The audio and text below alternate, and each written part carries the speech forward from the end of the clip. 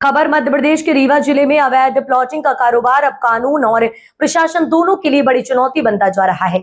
शहर से लगे इलाकों में कृषि भूमि को कथित रूप से कॉलोनी में बदलकर करोड़ों रुपए का कारोबार किया जा रहा है। सवाल यह है कि क्या ये सब प्रशासन की नजरों से ओझल है या फिर कार्रवाई के बावजूद भूमाफियाओं के हौसले इतने बुलंद है कि उन्हें कानून का कोई भय नहीं। घासिया हनुमान मंदिर के सामने रीवा प्रयागराज राष्ट्रीय राजमार्ग से लगभग 500 मीटर अंदर एक बड़े क्षेत्र में सड़क निर्माण और प्लॉटिंग का कार्य होने की जानकारी सामने आई है। यदि ये कार्य बिना वैधानिक अनुमति किया जा रहा है तो ये गंभीर जांच का विषय है। सस्ती कृषि भूमि, महंगे प्लॉट, आखिर किसके संरक्षण में?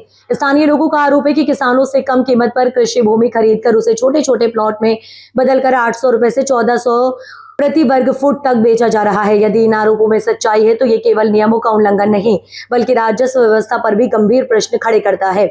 सबसे बड़ा सवाल, बिना अनुमति सड़कें कैसे बन रही हैं? यदि कॉलोनी वैध नहीं है तो वहां सड़क निर्माण किसके आदेश से हो रहा है? डस्ट और मिट्टी डालकर प्लॉट विकसित किए जा रहे हैं। क्या संबंधित विभागों ने इसकी अनुमति दी है? यदि नहीं तो अब तक कार्रवाई क्यों नहीं हुई? कलेक्टर की सख्ती के बाद भी नहीं थम रहा खेल। हाल ही में कलेक्टर नरेंद्र कुमार सूर्यवंशी ने अवैध प्लॉटिंग के मामलों में सख्त रुख अपनाते हुए जांच और कार्रवाई के निर्देश दिए थे। इसके बावजूद यदि नई प्लॉटिंग जारी है तो ये प्रशासनिक व्यवस्था के लिए गंभीर चुनौती है। रेरा और कॉलोनी नियमों की खुली अनदेखी।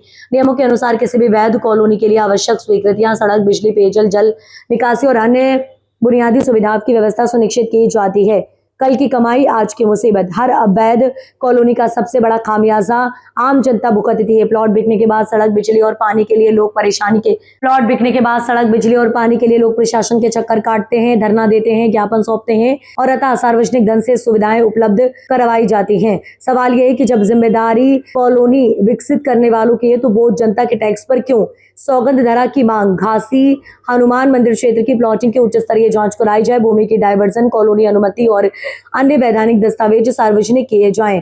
सौगंध धरा की चेतावनी। यदि कानून का पालन नहीं हुआ तो अवैध प्लॉटिंग का ये खेल आने वाले वर्षों में रीवा के सुनियोजित विकास के लिए गंभीर चुनौती बन सकता है। प्रशासनिक कार्रवाई जितनी जल्द तेज होगी उतनी ही जल्दी भूमाफियाओं के नेटवर्क पर अंकुश लगाया जा सकेगा। समाचार में वर्णित आरोप स्थानीय शिकायतों और प्राप्त सूचनाओं पर आधारित है। संबंधित पक्ष का पक्ष प्राप्त होने पर उसे भी प्रमुखता से प्रकाशित किया जाएगा।